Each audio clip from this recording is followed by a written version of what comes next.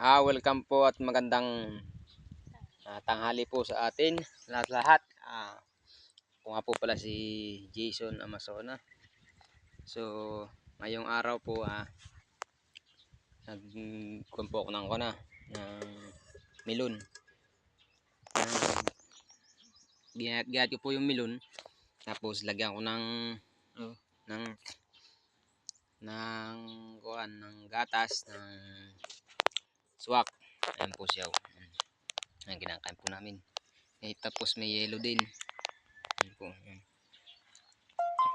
Pakasarap po. Ayan yung asawa ko.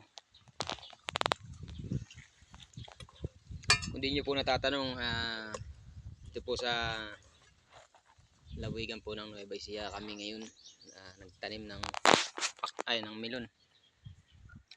Dito sa Nueva Ecija, Gapan. Ayan.